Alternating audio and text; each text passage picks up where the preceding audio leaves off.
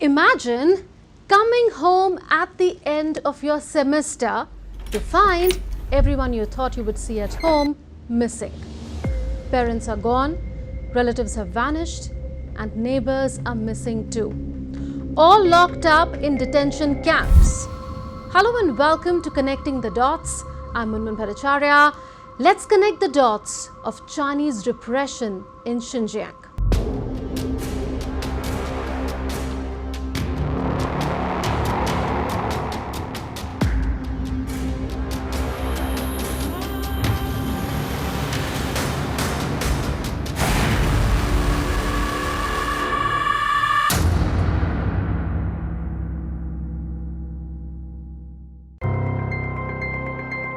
This is Xinjiang Uyghur Autonomous Region in northwest China. It is autonomous only in name.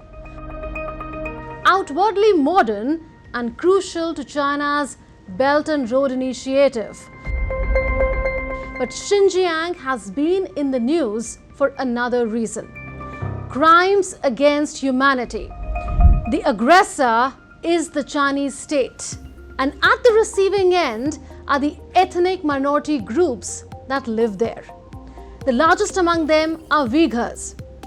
The Court of the Citizens of the World in The Hague has delivered a verdict. It has found China guilty on many counts.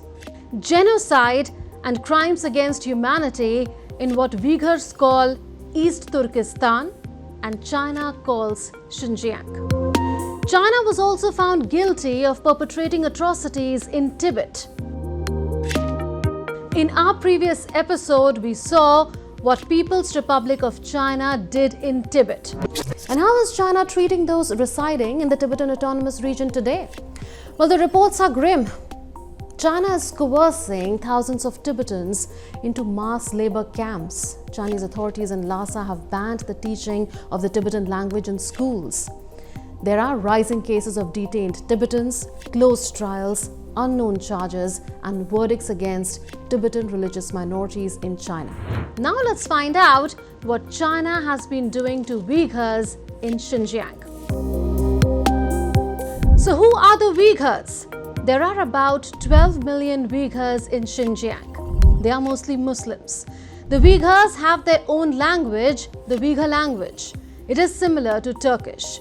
They see themselves as culturally and ethnically close to Central Asian nations. In the early 20th century, Uyghurs briefly declared independence for the region. But in 1949, Mao Zedong's China brought this region firmly under its control. Uyghurs have a history of independence movements and resistance to Chinese rule. The history, religion, language and culture have all unnerved Beijing. Beijing has tried for decades to suppress Uyghur resistance to Chinese rule.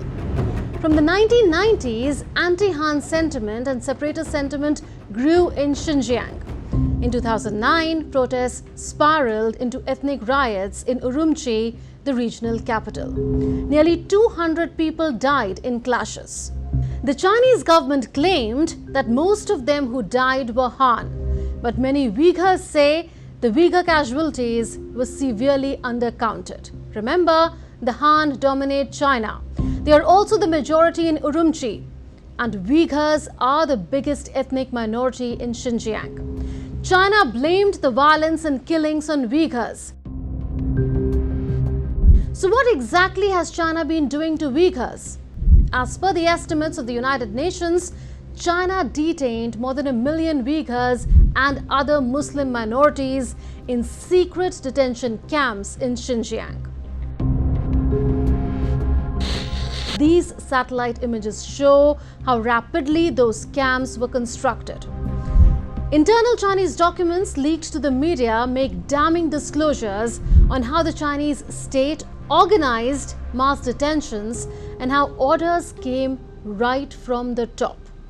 In April 2014, Chinese President Xi Jinping, as the chief of China's Communist Party, laid the groundwork for the crackdown. This he did through a series of speeches he gave in private to officials during and after his visit to Xinjiang that month. He pushed the idea of mass detentions in that visit. While ethnic violence was one reason, another was extremism and terrorism. Before, during and after his visit, there were explosions and stabbings carried out by radicals in Xinjiang and Yunnan. Xi wanted an all-out struggle against terrorism, infiltration and separatism. For that, he wanted the weapons of dictatorship used.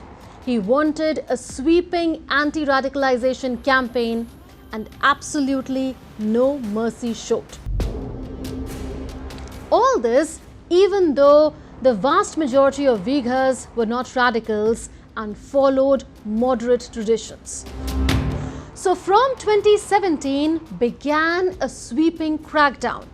Authorities in Xinjiang detained hundreds of thousands of Uyghurs, Kazakhs and other Muslims in internment or detention camps.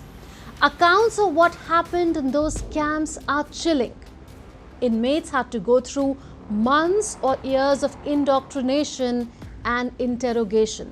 They were forced to listen to lectures, sing hymns praising the Chinese Communist Party and write self-criticism essays. The goal was to remove any devotion to Islam and make them loyal supporters of the Chinese Communist Party. These camps expanded without public debate in China. There was no system of appeal for those detained, and they had no idea when they would be released. People who managed to escape from them to other countries have reported physical, mental and sexual torture, physical and verbal abuse by guards, forced labor, sterilization and genocide. Women have spoken of mass rape and sexual abuse. The Chinese made sure there was a cost of speaking up. Women who alleged rape and sexual abuse in these camps were harassed. The modus operandi of cops or government officers was simple. They got in touch with them on their phone and social media accounts, threatened them and their families, tried to hack their phones, smeared them in press conferences or state media videos, and pressured them to return to China. All tactics to intimidate and silence those who spoke up. For years, the Chinese government denied allegations of arbitrary detentions and abuse at these centers. They insisted these were only vocational training centers that used mild methods to fight Islamic extremism. But testimonies of those who could escape and leaked official documents prove otherwise. The whole of Xinjiang has massive surveillance. There is police presence, checkpoints and cameras that scan everything from number plates to individual faces. Authorities use facial and voice recognition technology. Cameras are installed in some people's homes. According to Human Rights Watch, police in Xinjiang monitor people's behavior through a mobile app. Penetration of everyday life is total. In 2017, Chinese President Xi Jinping issued an order that all religions in China should be Chinese in orientation. The religious figures of Uyghurs were targeted, their religious practices were banned, and places of worship were destroyed. People were asked to register to enter mosques and worship under the watch of surveillance cameras. Uyghur activists say their culture was being erased. Now see this report. No Uyghurs from Xinjiang went on Hajj pilgrimage this year, or last year, or year before last. Not after 2016. Muslims in China need government permission to make this pilgrimage. This suggests Chinese authorities are not permitting them to go on the pilgrimage. What's more, in the last few decades, the demography of this region has changed. There has been a mass migration of Han Chinese, China's ethnic majority, into Xinjiang. The Chinese state is accused of having done this to dilute the number of Uyghurs. So is China being held accountable? In 2022, a United Nations human rights report documented China's repression of Uyghurs in Xinjiang. But the UN could never effectively fix accountability because China has veto power as a permanent member of the UN Security Council. But the West took coordinated action. Earlier in 2021, the United States, the European Union, Britain and Canada imposed sanctions on Chinese officials. The United States enacted a law to stop import of goods suspected of being made using Uyghurs' forced labor. A day before exiting office, the then US Secretary of State Mike Pompeo had called the situation in Xinjiang a genocide. The Biden administration has stuck to that position. This year, the International Consortium of Investigative Journalists put out never-before-seen mugshots of Uyghurs and other photos from inside the notorious internment camps. Just as it does in Tibet, China is running a disinformation campaign to mislead the world. It uses methods such as government-organized press tours to show that all is well in Xinjiang and the culture of Uyghurs is being protected. But there is enough evidence in public domain to disprove that. Experts say the international community must do more to hold China accountable. There is a new twist to North Korean dictator Kim Jong-un's succession plans. While earlier his younger sister Kim Yo-jong was widely seen as his possible successor, if briefings by South Korean intelligence are to be believed, it is his 12-year-old daughter Kim Joo-ae who is being groomed as his heir apparent and is secretly undergoing succession training. 40-year-old Kim weighs 140 kilograms, and the buzz around his succession plan comes amid reports of his deteriorating health. While no one has been officially designated as his successor yet, Kim Joo-ae has frequently been seen alongside her father at public events, particularly those associated with military activities. And so speculation is rife that she is the chosen one to continue the Kim family rule. With North Korea keen on restarting nuclear talks with the United States if Trump wins, Kim Jong-un's successor could play a crucial role in determining North Korea's stability and the future of its nuclear arsenal.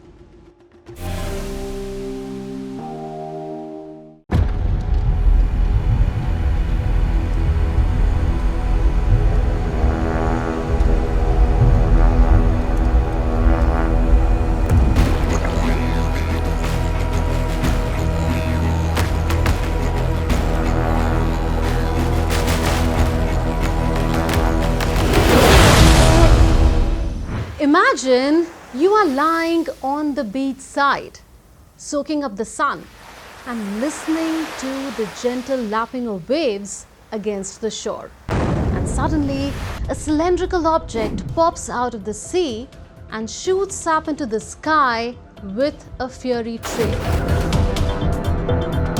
You may wonder, what the hell was that? Welcome to the world of submarines.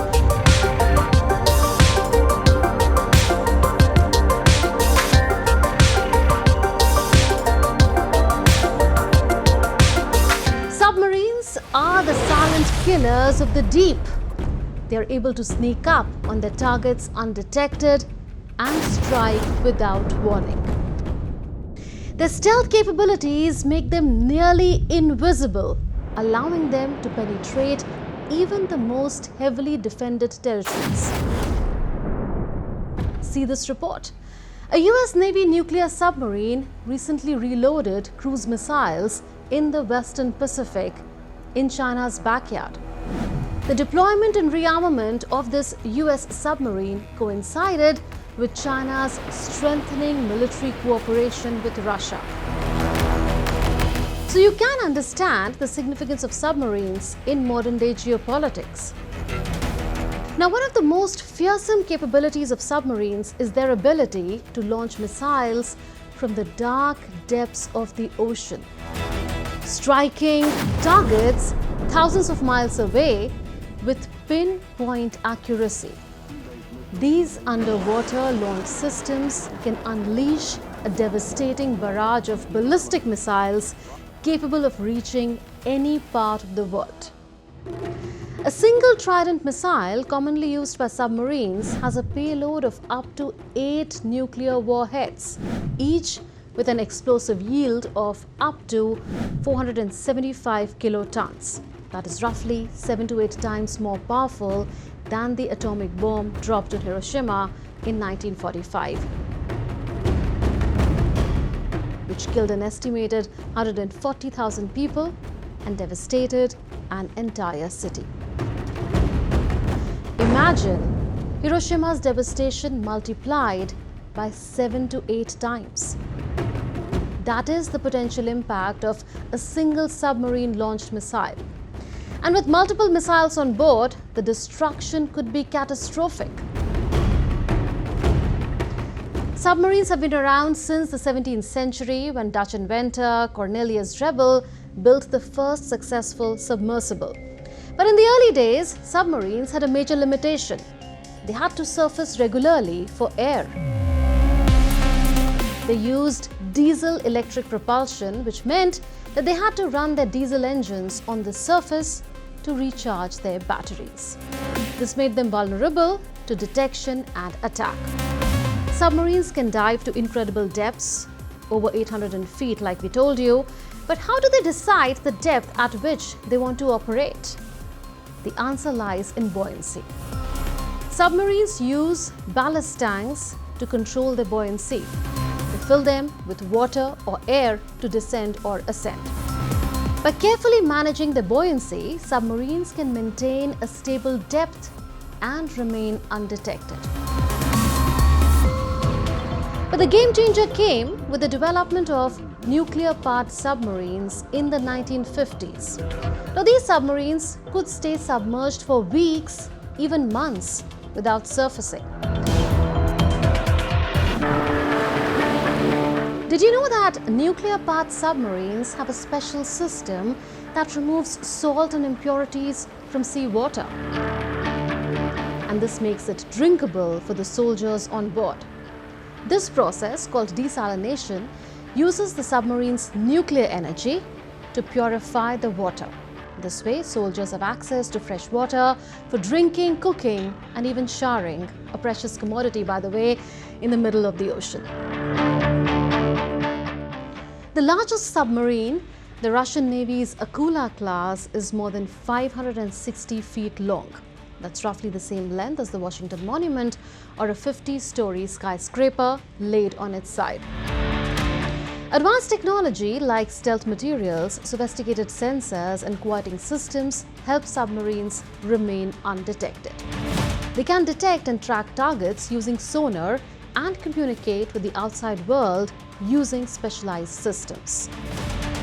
Now, if you're wondering what is sonar, here it is. Sonar is a technique involving the use of propagation of sound for navigation. Its full form is sound navigation and ranging. The technology is used to detect and track targets by sending sound waves through the water. They can build a mental map of their surroundings and locate enemy vessels. Submarines have a rubber coating that's called anechoic coating, and it absorbs sonar waves so that the sub remains undetected. However, submarines are not invincible. Look at this. The US Navy's submarine Greenville and the Japanese fishing boat Ehime Maru collided in 2001. 9 people died. Now the question is, do subs communicate with the outside world, and how? Well, submarines use specialized communication systems like very low frequency radio to receive messages from commanders. There are only a few VLF stations in the world. These include the US Navy's Cutler VLF station in Maine, the Russian Navy's Zevs station in the Murmansk Oblast, and the Indian Navy's INS Kota Bowman station in Tamil Nadu. These stations transmit signals that can penetrate seawater, allowing submarines to receive messages while being submerged. Submarines can also use satellites and even drones to send and receive information. Now, when it comes to combat, submarines use torpedoes.